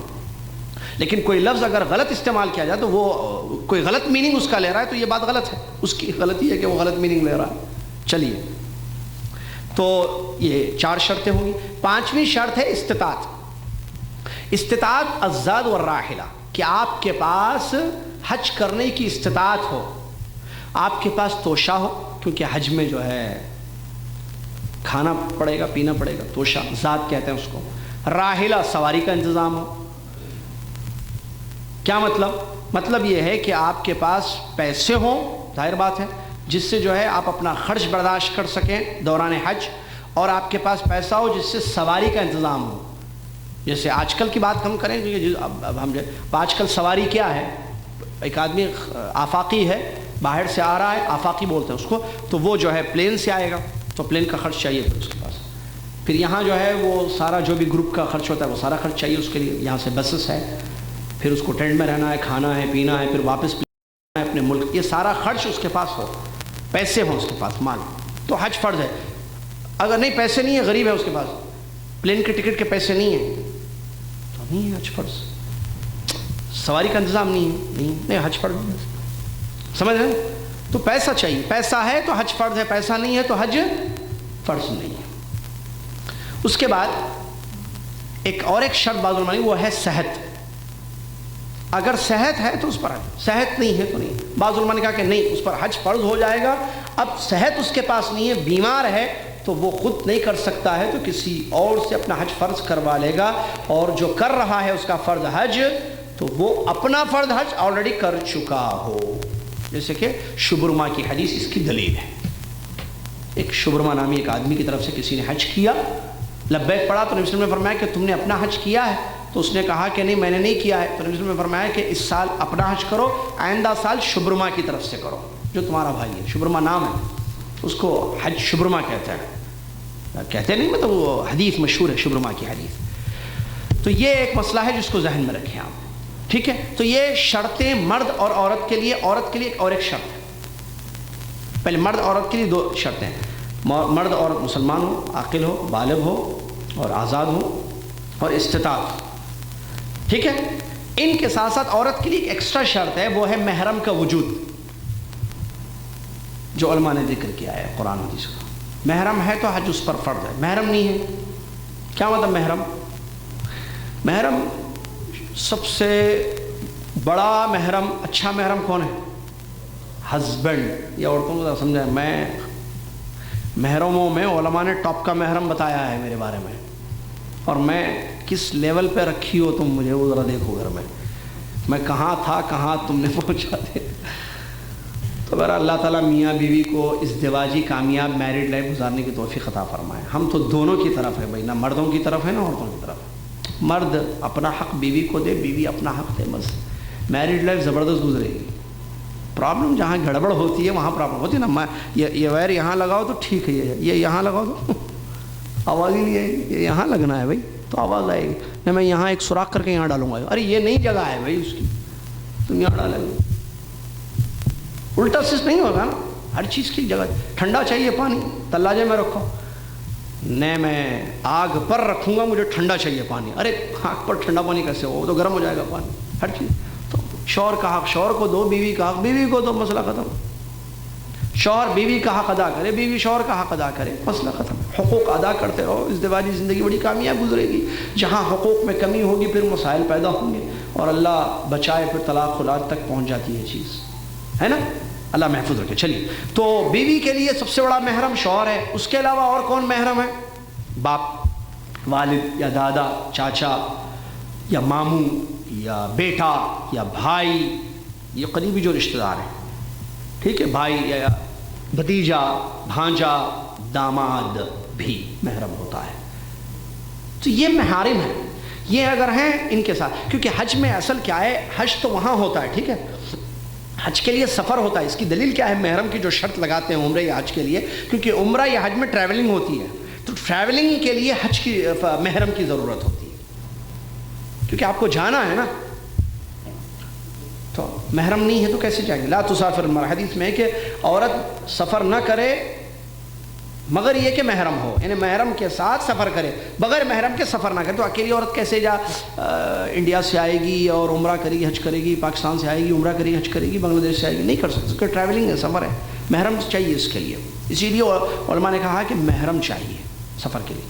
تو یہ شرطیں جن کے پاس ہے 6, اگر عورت کے پاس 5 شرطیں ہیں, مسلمان بھی ہے عورت, بالغ بھی ہے, عاقل بھی ہے, پیسہ بھی ہے, ٹھیک ہے, صحت بھی ہے, آزادی بھی ہے, محرم نہیں ہے, تو انتظار کرے گی. علماء کا فتویٰ ہے, جیسے شیخ صالح الفوزان کا حفظہ اللہ کہتے ہیں انتظار کرے گی, جب محرم آئے گا ہو جائے گا. جیسے شادی ہو گئی یا والد آ گئے یا بیٹا آ گیا, بیٹا نہیں ہوتا, شادی ہوئی تھی, بیٹا, والد آ گئے, بھائی کا انتظام ہو گیا یا بھتیجا آ گیا, انتظام ہو گیا, جس سال اس سال جا کے حج کر لے گی اپنا. یہ حج فرض ہونے کی شرطیں ہیں جو قرآن اور حدیث کی روشنی میں علماء اکرام نے بیان کی ہیں, واضح ہیں یہ شرطیں ہیں. اس کے علاوہ جس کے پاس یہ شرطیں نہیں ہوں گی یا ان میں سے کوئی ایک نہیں ہوگی, اس پر حج فرض نہیں ہوگا. مسلمان, عاقل, بالغ, سب کچھ ہے لیکن پیسے نہیں ہیں, غریب آدمی ہے, جاب نہیں, کیا کرے گا؟ حج کرے گا نہیں. اچھا, یہاں ایک مسئلہ ہے, والد کے پاس پیسے ہیں, وہ اپنے بالغ بچوں کو حج کرانا چاہتے ہیں, بالکل کرا سکتے, حج فرض ہو جائے گا ان کا. یعنی آپ کے پاس انتظام بھائی یا تو خود ہے یا کسی نے دے دیا ہے. جیسے میں مثال بتاؤں, ایک آدمی کے پاس پیسے نہیں ہیں خود, لیکن ایک آدمی اس کے پاس پیسے نہیں تھے, وہ کہا میرے پاس پیسے نہیں ہیں, میں کیسے حج کروں گا. دوسرے دن جو ہے اس کا کفیل خوش ہو گیا, ایسے بھی کفیل ہیں بات معلوم ہے, بلایا اور اس نے کہا لو یہ 15,000 ریال رکھ لو, خرچ کر لو, جاؤ میری طرف سے گفٹ. جیسا کہ سننے میں آیا کہ کوئی ہے خاتون ماشاءاللہ کفیلہ, لیکن ایسی بھی کفیلہ ہوتی ہے, ہر مہینہ گولڈ خرید کے دیتی ہیں اپنے کام کرنے والی کو, منتھلی کچھ نہ کچھ 2 تولے 3 تولے 4 تولے سونا خرید کے دیتی ہے اس کو ہدیہ اپنے کام کرنے والی کو, ایسی بھی ہیں, ٹھیک ہے. تو اس نے کہا 15,000 ریال گفٹ ہے میری طرف سے, رکھ لو, مجھے بزنس پیدا, تم رکھ لو. اب اس کے پاس 15,000 ریال آ گئے بھائی, اب اس پر حج فرض ہوا نہیں ہوا. وہ بولے گا نہیں یہ میرے پیسے نہیں, ارے یہ آپ کے ہو گئے بھائی, انہوں نے آپ کو دیا تو یہ آپ کے نہیں ہو گئے. تو ایسے. اچھا, بیوی کے پاس پیسے نہیں ہیں, بیوی جاب نہیں کر رہی ہے, شوہر کے پاس پیسے ہیں, شوہر اپنی بیوی کو حج کرانا چاہتا ہے, فرض حج ہوگا نہیں ہوگا, استطاعت ہے یا نہیں ہے بھائی. استطاعت اسی کو کیا کہتے ہیں, آپ خود پیسے کمائیں یا کوئی آپ کو دے دے. آ گئے پیسے آپ کے پاس, کسی کو مل گئے پیسے, سونا آ گیا, پیسے آ گئے, گفٹ میں آئے, یا کوئی آپ کا کروا رہا ہے حج, کہتا ہے میں آپ کا حج کراؤں گا, جائیے آپ حج کیجئے, پیسہ پورا آپ کا میں دوں گا آپ کا. تو استطاعت ہوگی نہیں ہوگی اس کی, اب ہو گئی, وہ حج کرے گا. یہ نہیں کہے گا نہیں نہیں یہ پیسے میں خرچ کر لوں گا, میں جب کماؤں گا تب کروں گا. بعض لوگ کہتے ہیں اپنی کمائی سے حج کرنا چاہیے, شرط ہے یہ, میں نے کما رہا ہوں, ابا کما رہے ہیں, میرے ابا مجھے حج کروا رہے ہیں, وائف نہیں کما رہی ہیں, شوہر کما رہا ہے پیسے, تو حج تو ہو جائے گا بھائی. کس نے کہا حج نہیں ہوگا؟ اسی لیے کہا جاتا ہے تفقہ فی الدین کی ضرورت ہے, دین کو سمجھنا. من یرید اللہ بہ خیرا یفقہہ فی الدین, دین کو نہیں سمجھیں گے پھر مسئلے صحیح نہیں معلوم ہوں گے, الٹا پلٹا. چلیے, اس کے بعد آخری پوائنٹ ہے آج کی کلاس کا, حج کی قسمیں کیا ہیں. شارٹ ڈیٹیلز آگے آئیں گی انشاءاللہ. حج کی قسمیں کیا ہیں, یہ لاسٹ پوائنٹ ہے. حج کی قسمیں 3 ہیں جو قرآن اور حدیث سے ثابت ہیں. ایک ہے حج تمتع, دوسرا ہے حج افراد, تیسرا ہے حج قران. حج تمتع, حج افراد, حج قران. کیا ہے حج تمتع، کیا ہے حج افراد، کیا ہے حج قران؟ ڈیفینیشن: حج تمتع، تمتع ورڈ ہوتا ہے فائدہ اٹھانا. تمتع کا مطلب تمتع یتمتع، فائدہ اٹھانا، ورڈ کا میننگ. حج تمتع میں، حج تمتع کو تمتع کیوں کہا گیا؟ اس لیے کہ وہ عمرہ کر کے حج تک حلال چیزوں سے فائدہ اٹھاتا ہے، جیسے بیوی ہے، جیسے خوشبو ہے وغیرہ ہے. ٹھیک ہے، یہ حلال چیز تو تمتع کرتا ہے وہ بیچ میں. حج، عمرہ اور حج کے درمیان حلال چیزوں سے فائدہ اٹھاتا ہے، اسی لیے اس کو تمتع حج کہا گیا ہے.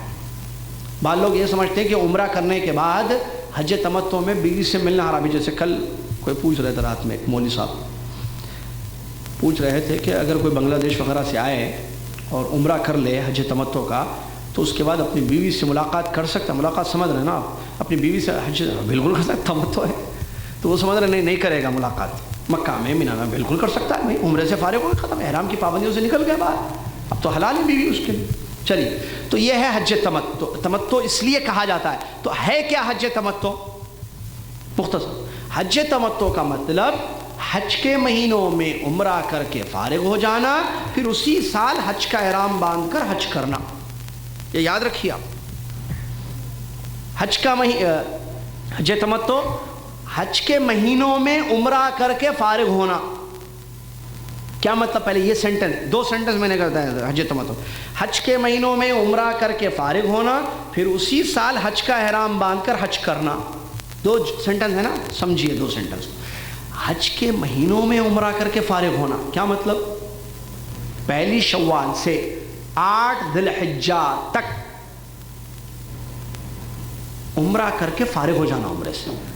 یہ جیسے شوال کا پورا مہینہ ہے، آپ عمرہ کر لی، ختم، فارغ ہو گئے. یا ذی القعدہ میں آپ نے، یا ذی الحجہ میں کیا، یا 7 کو بھی کیا آپ نے عمرہ، رات میں عمرہ کر کے احرام کھول دیا، یا 8 کی صبح بھی آپ نے عمرہ کر کے احرام کھول دیا، اور ظہر میں مینا چلے گئے حج کا احرام باندھ کے، حج تمتع ہوا. تمتع کی صورت ہے تو عمرہ کر کے حج کے مہینوں میں، رمضان میں عمرہ کیے تھے؟ نہیں، حج کے مہینے میں نہیں کیے تھے. اسی لیے کنڈیشن ہم نے لگائی تمتع کی تعریف میں، حج کے مہینوں میں عمرہ کر کے عمرے سے فارغ ہونا، اسی احرام پر باقی نہیں رہنا، کھول دینا عمرہ احرام. پھر حج کا احرام باندھ کر 8 تاریخ کو، 8 تاریخ میں نے نہیں کہا تھا لیکن بہرحال 8 کو باندھتے ہیں اس لیے میں نے، حج کا احرام باندھ کر اسی سال حج کرنا. یہ نہیں کہ شوال میں عمرہ کیے تھے لیکن اس سال حج نہیں کیے، نیکسٹ ایئر حج کر رہے ہیں تو یہ عمرہ وہ تمتع ہو جائے گا؟ نہیں، سال ختم ہو گیا، اسی سال ختم. یعنی آپ نے شوال میں عمرہ کر لیا تھا، اب 8 ذی الحجہ کو حج کا احرام جہاں بھی ہے حج کا احرام باندھ کے سیدھا مینا جائیے. یہ کیا ہوگا؟ حج تمتع. سمجھ میں آ گیا؟ چلیے، دوسرا حج ہے حج افراد. حج افراد ورڈ کا میننگ پہلے پھر ڈیفینیشن.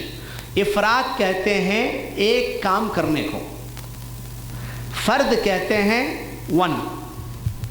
فرد واحد اردو میں بولتے ہیں، میں فرد واحد ہوں جو آپ کی کمپنی میں آیا تھا شروع میں. بھائی کیا جملہ ہے مطلب میں اکیلا تھا. تو فرد یعنی ایک، تو افراد یعنی ایک کام کرنا. افرد یفرید افرادن، عربی میں کہتے ہیں ایک کام کرنا. تو حج افراد والا صرف حج کرتا ہے، عمرہ اور حج 2 کام نہیں کرتا، اس لیے حج افراد کو حج افراد کہا جاتا ہے. اب اس کا ڈیفینیشن کیا ہے؟ حج افراد کا مطلب یہ ہوتا ہے کہ آپ حج کا احرام باندھیں اور حج کریں. بس شارٹ کٹ بتا رہا ہوں، ڈیٹیلز آگے آئیں گی. کیا وہ طواف قدوم کرے گا نہیں کرے گا وہ تفصیل ہے نا، وہ اگلی کلاس بھی تو ہے نا، یا ختم ہے پورا مسئلہ آج؟ افراد حج میں صرف حج کا احرام باندھنا، حج کرنا جا کر، بس عمرہ نہیں. ٹھیک ہے، چلیے. تیسرا اور آخری حج ہے حج قران. کیا ہے حج قران؟ قران عربی میں کس کو کہتے ہیں؟ قرانا یا قرینو کا معنی ہوتا ہے ملانا، جوڑنا. قرانا معنی ملانا. حج قران کو حج قران، یہ ملانا ورڈ کیوں رکھا گیا ہے؟ دیر از ریزن. یہ حج قران کرنے والا عمرہ حج ملاتا ہے دونوں کو، تمتع والے کی طرح الگ الگ نہیں کرتا ہے، ٹھیک ہے، ملا دیتا ہے. تو اسی لیے حج قران کو حج قران کہا گیا. ڈیفینیشن کیا ہے اس کا؟ کس کو بولتے ہیں حج قران؟ حج قران کہتے ہیں کہ آدمی حج کے مہینے میں عمرہ اور حج کا احرام باندھ لے، دونوں کا ایک ساتھ ملایا نا، اور مکہ جائے، طواف اور سعی کرے اور احرام پر باقی رہے، 8 تاریخ کے دن مینا جائے اور سارے کام جو حاجی کرتے ہیں کر لے. دس از حج قران. ارے یہ تو جانور نہیں بولے آپ، اس میں جانور شرط نہیں ہے بابا. اچھا میں سمجھ رہا تھا جانور بھی ساتھ لے جانا. نہیں، آپ سمجھ رہے تھے، اور ہم وہی کہتے ہیں دروس میں آئیے، علم حاصل کیجیے، صحیح سمجھیے. وہ سمجھ رہے تھے والے میں نہ جائیے آپ. ہم سمجھ رہے تھے عورت کو کپڑا لگنے سے دم ہو جاتا ہے، سمجھ رہے تھے. ہم سمجھ رہے تھے وہ شیطان کو خوب تکلیف ہوتی ہے اس لیے پتھر مار کے آ گئے لاسٹ ایئر. آپ سمجھ رہے تھے. آپ ہم کیا کریں؟ کس سے سمجھے؟ ایسی سمجھا، ایسی سمجھنے سے یہی ہوتا ہے. نہیں، میں کتاب سے سمجھا تھا، کتاب سے سمجھنے سے یہی ہوتا ہے.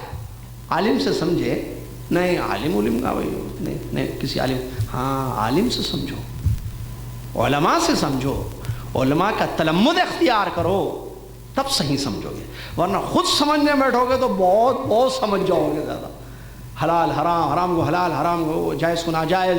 کسی بھی مسلمان کو اسلام سے فٹ فٹ فٹ فٹ تکفیری منہج جو پھیلا ہوا ہے، کافر کافر کافر کافر بولتے پھرو گے. پھر تم کافر، تم کافر، تمہارے پیچھے میری نماز نہیں، میری پیچھے تمہاری نماز نہیں، جو بڑے بڑے فتوے دے دو گے تم. پھر خود سمجھنے کتابوں سے شروع کر دو گے تو حدیثوں کا انکار بھی آ رہا ہے. پھر خود سمجھنے سے منکرین حدیث پیدا ہو رہے ہیں. لا حول ولا قوت، تکفیری منہج پھیل رہا ہے. کیوں؟ علماء سے دوری ہے. سلف کے منہج سے انحراف کا یہی نتیجہ ہے کہ عقیدے اور منہج میں بگاڑ پیدا ہوتا جا رہا ہے. اللہ تعالی ہم سب کی حفاظت فرمائے. تو حج قران یہ ہے کہ آدمی حج کے مہینوں میں احرام باندھے، عمرہ اور حج دونوں کا، مکہ جائے، طواف کرے، سعی کرے. اس کو طواف قدوم کہتے ہیں. بہرحال طواف کرے، سعی کرے، آگے ساری تفصیل. طواف سعی کر کے احرام نہیں کھولے، باقی رہے، 8 تاریخ کو مینا جائے، باقی کے سارے کام کر لے. جانور نہ لائے تب بھی، جانور لائے گا تو تب تو قران ہی کرنا پڑے گا. جانور نہیں لائے تب بھی قران ہو جاتا ہے. نہیں، پاکستان انڈیا سے بھی آ کر حج قران کر سکتا ہے آدمی، یہ جو ابھی ہم نے بتایا ہے. سمجھ میں آ گیا؟ چلیے ایک مرتبہ سرسری دہرا دیجئے جاتے جاتے، تمتع، افراد، قران، ایک مرتبہ بس. ہاں ٹھیک ہے، ایک مرتبہ، ایک مرتبہ، آخری مرتبہ. حج تمتع یہ ہے کہ آپ حج کے مہینوں میں عمرہ کر کے عمرے سے فارغ ہو جائیں اور پھر اسی سال حج کا احرام باندھ کے حج کریں. ٹھیک. افراد کیا ہے؟ افراد یہ ہے کہ آپ حج کے مہینوں میں حج کا احرام باندھ کے صرف حج کریں، عمرہ نہیں. اچھا. قران، حج قران یہ ہے کہ آپ عمرہ اور حج دونوں کا ایک ساتھ احرام باندھیں اور مکہ جا کر طواف اور سعی کریں، احرام نہ کھولیں، اسی احرام پر باقی رہیں اور 8 ذی الحجہ کو مینا جائیں اور حج کے سارے کام کریں. سمجھ میں آ گیا؟ قربانی نہیں آیا اس؟ ہاں قربانی ہے. حج تمتع کرنے والے پر قربانی ضروری ہے، حج قران کرنے والے پر قربانی ضروری ہے. افراد کرنے والے پر قربانی ضروری نہیں ہے. حج تمتع اور حج قران، حج تمتع اور حج قران، ان دونوں پر قربانی واجب ہے، افراد پر نہیں. اچھا، یہ دونوں اگر قربانی دے سکتے ہیں تو قربانی دیں گے، نہیں دے سکتے ہیں تو روزے رکھیں گے. ایک آخری سوال جواب آئندہ جمعہ. ہمارے نبی صلی اللہ علیہ وسلم نے کون سا حج کیا تھا صاحب؟ 3 تو بتا دیے آپ. ہاں بتا دیے، 3 منٹ ہیں ابھی. ہاں لیٹ سے شروع ہونے کا یہ مطلب نہیں ہے کہ لیٹ سے ختم کریں ہم. یہ تو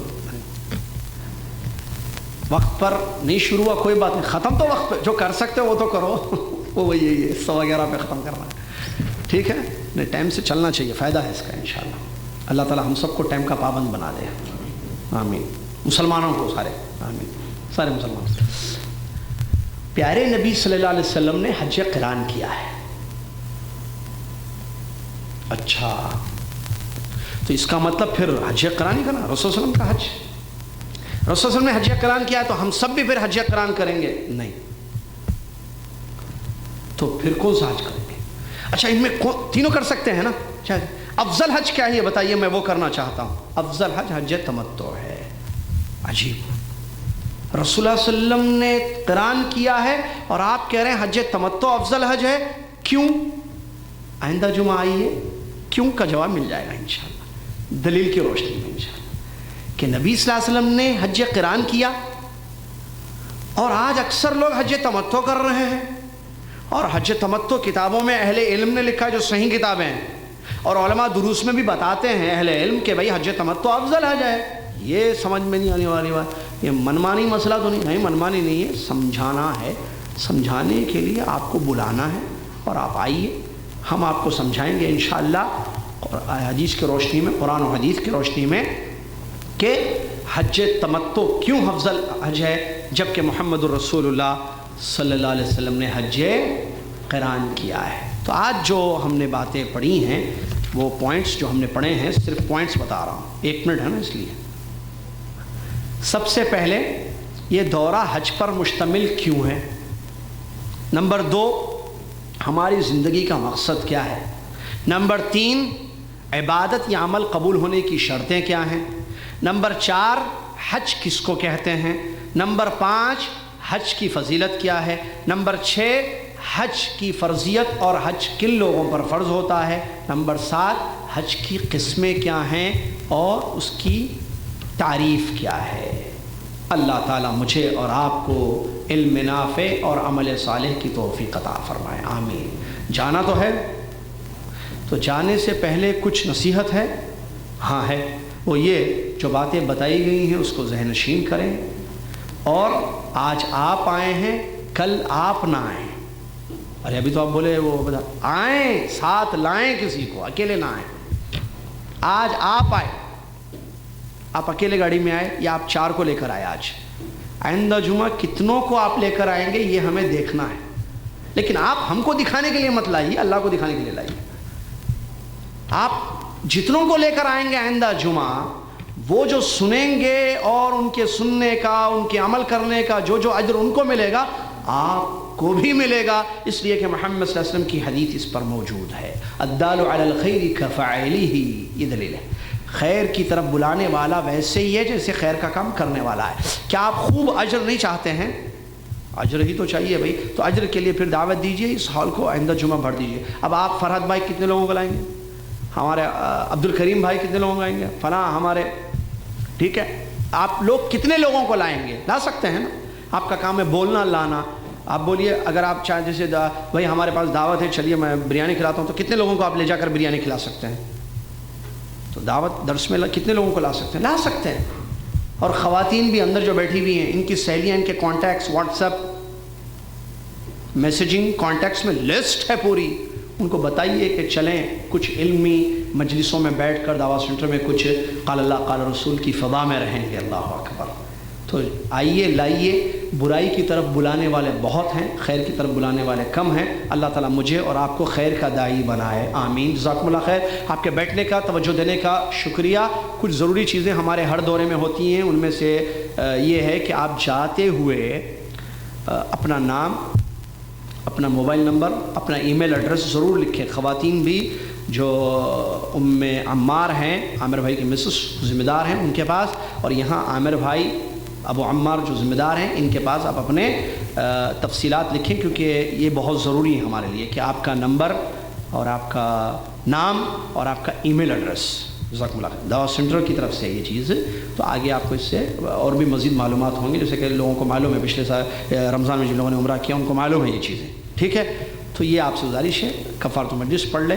باقی یہ ہے کہ آج انشاءاللہ خطبے کا ترجمہ جیسے ہمیشہ ہوتا ہے مسجد عزیزیہ میں، جن کو نہیں معلوم ان کو معلوم ہونا چاہیے، خطبے کا اردو میں نماز کے فوراً بعد مسجد عزیزیہ میں درس ہوگا، ترجمہ ہوگا، اور مغرب کی نماز کے بعد مختصر سا درس ہوگا، اور عشاء کی نماز کے بعد ایک الگ درس ہے ہمارا، وہ ہے مسجد بشبیش میں ایک درس رکھا گیا ہے آج عشاء کی نماز کے بعد، اور اس کا موضوع ہے تعلق باللہ کی ضرورت، اللہ سے تعلق کی ضرورت. یہ موضوع ہے مسجد بشبیش میں ہمارا آج عشاء کی نماز کے بعد جو باب مکہ میں. جزاکم اللہ خیر. کفارۃ المجلس پڑھ لیں. سبحان اللہ الحمدللہ اشہد ان لا الہ الا انت استغفرک و اتوب الیک.